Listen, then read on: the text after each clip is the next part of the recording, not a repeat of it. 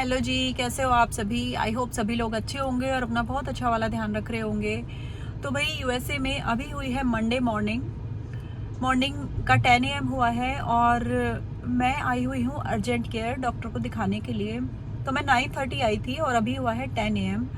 तो यहाँ पर आप कोई भी काम करो ना, छोटे से छोटा काम भी, तो हर चीज़ में पेपर वर्क इन्वॉल्व होता है बहुत ज़्यादा, क्योंकि हर चीज़ यहाँ पर इंश्योरेंस के थ्रू होती है।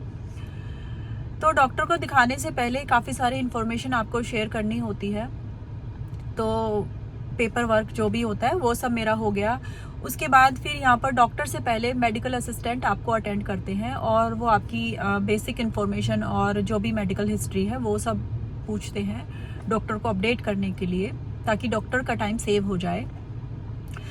तो उसमें वो सारी बेसिक चीज़ें पूछते हैं, जैसे आपका वेट कितना है, आपकी हाइट कितनी है, आपका बॉडी का टेम्परेचर कितना है, अभी वो सब चेक करते हैं। और उसके बाद फिर थोड़ा बहुत मेडिकल हिस्ट्री भी आपसे लेते हैं, जैसे आप स्मोक करते हैं क्या, आप ड्रिंक करते हैं क्या, आपका लास्ट पीरियड कब आया, और कोई आपकी फैमिली में कोई मेडिकल हिस्ट्री अगर है तो वो सारी चीज़ें, बेसिक चीज़ें वो आपसे लेते हैं। तो वो सब मेरा हो गया। और अभी मुझे जो डॉक्टर की अवेलेबिलिटी मिली है आज की, वो मिली है 11:40 AM की। तो अभी हुआ है 10 AM और 11:40 का टाइम मुझे मिला है डॉक्टर से मिलने के लिए। तो वहाँ पर अंदर अर्जेंट केयर के वेटिंग रूम में वेट करने का सेंस नहीं बनता इतना लंबा, क्योंकि यार ऑब्वियसली लोग बीमार होते हैं तभी डॉक्टर के पास आते हैं अर्जेंट केयर में दिखाने के लिए, और मैं खुद भी बीमार हूँ, तो सेंस नहीं बनता इतने लंबे टाइम तक अर्जेंट केयर के वेटिंग रूम में वेट करने का। तो मैं अभी आ गई हूँ बाहर अपने गाड़ी में, और मैं शायद अभी घर ही जाऊंगी, क्योंकि लंबा वेट है और घर बहुत दूर नहीं है, हार्डली 2-3 मिनट की ही ड्राइव है। तो मीनवाइल मैंने सोचा मैं अपना एक्सपीरियंस अपने लोगों के साथ शेयर करूं कि मैं क्यों अर्जेंट केयर आई हूं और किस तरह से यहाँ यूएसए में अर्जेंट केयर में डॉक्टर्स देखते हैं क्या होता है, और कब आपको अर्जेंट केयर जाना चाहिए। तो लोग जब नए होते हैं ना यहाँ पर, जैसे हम भी जब 10 साल पहले आए थे तो हमें भी बहुत सारी चीज़ें नहीं पता थी। हो सकता है किसी नए लोगों की हेल्प ही हो जाए मेरे इस छोटे से वीडियो से।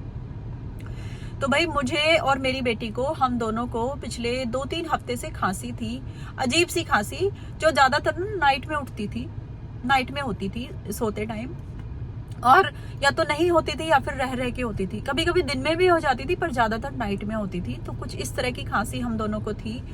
तो अब क्योंकि मेरा फार्मेसी में जॉब है, मैं फार्मेसी में काम करती हूँ, तो मुझे मालूम है कौन सी बीमारी के क्या सिम्टम्स होते हैं और कौन सी ओवर द काउंटर मेडिसिन हम यहाँ पर ले सकते हैं।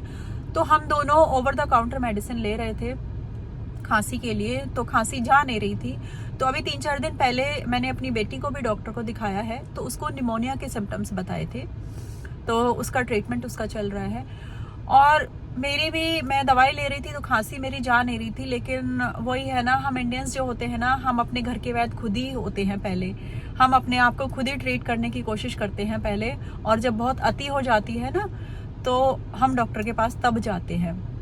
तो भले ही मुझे 10 साल हो गए हैं यूएसए में रहते हुए, लेकिन मेरे अंदर का जो देसी है ना, अंदर का जो इंडियन है, वो है भाई अभी भी, and which I am proud of.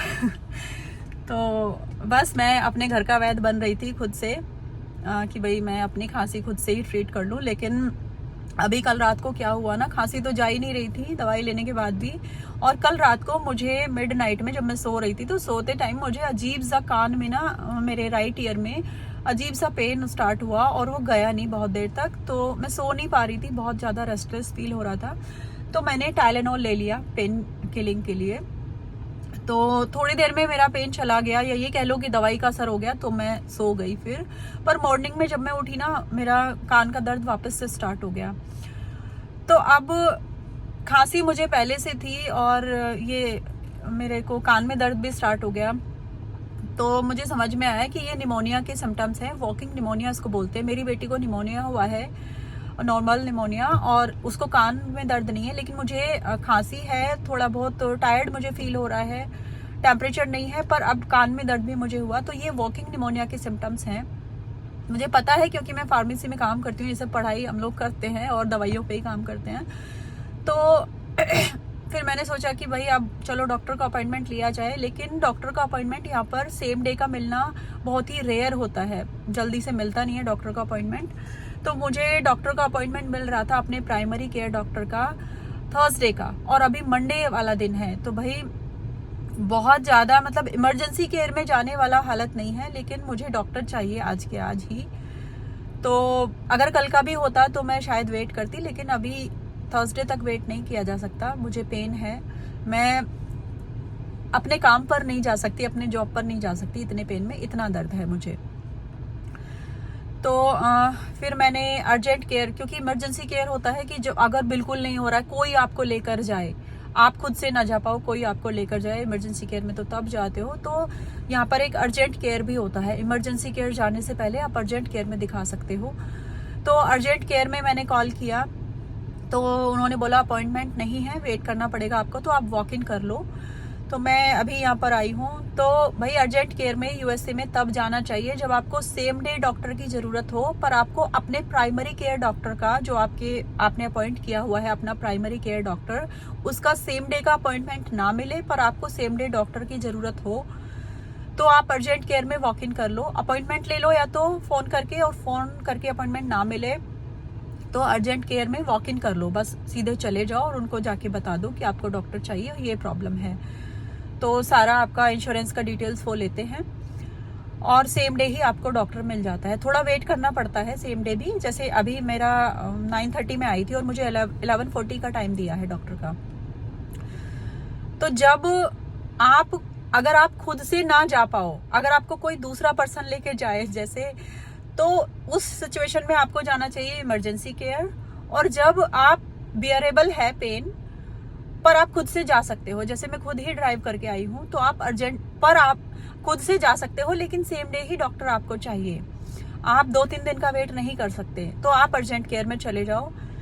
जब आप खुद से जा सकते हो, जैसे मैं खुद से ड्राइव करके आई हूँ, तो आप अर्जेंट केयर में आपको जाना चाहिए। अर्जेंट केयर में आपका कोपे लगता है, इंश्योरेंस भी कवर करता है, पर कोपे भी आपको देना होता है। जैसे अभी मुझे शायद $20-25 देने पड़ेंगे मेरी विजिट के। तो अर्जेंट केयर में आपको तब जाना चाहिए जब आपको सेम डे डॉक्टर चाहिए, लेकिन आपको अपने प्राइमरी केयर डॉक्टर का अपॉइंटमेंट सेम डे का ना मिले, और आप 2-3 दिन भी वेट नहीं कर सकते। तो चलिए भाई, आई होप मेरा आज का ये वीडियो किसी के लिए हेल्पफुल रहा होगा। आई होप आपको एक वर्दी इन्फॉर्मेशन मिली होगी मेरी आज की इस वीडियो के थ्रू। तो चलिए, मैं अभी जाऊंगी घर, थोड़ा खाना वाना बनाऊंगी, बच्चों को खिलाऊंगी, खुद भी खाऊंगी, और फिर वापस से डॉक्टर को दिखाने के लिए आऊंगी।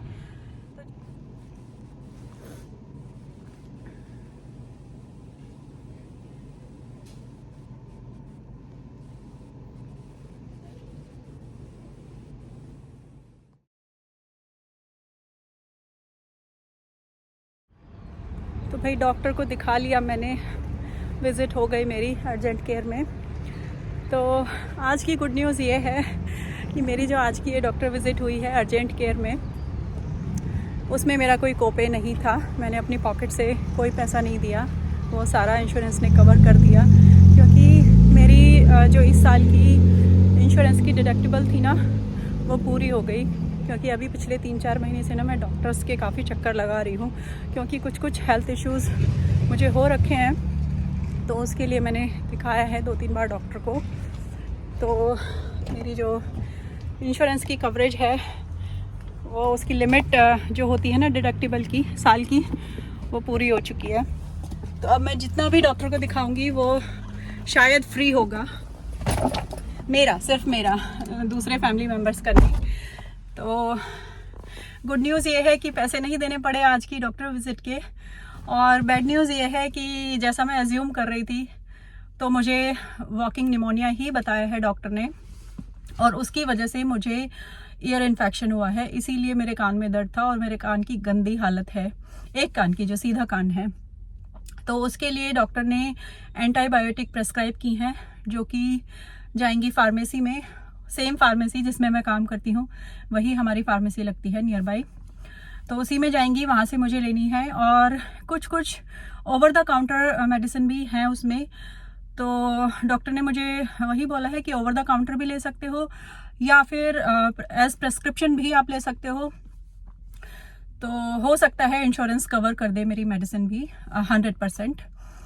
तो अभी मैं कंपेयर करूंगी कि मैं वो प्रेस्क्रिप्शन के थ्रू लूँ या फिर मैं ओवर द काउंटर ले लूँ।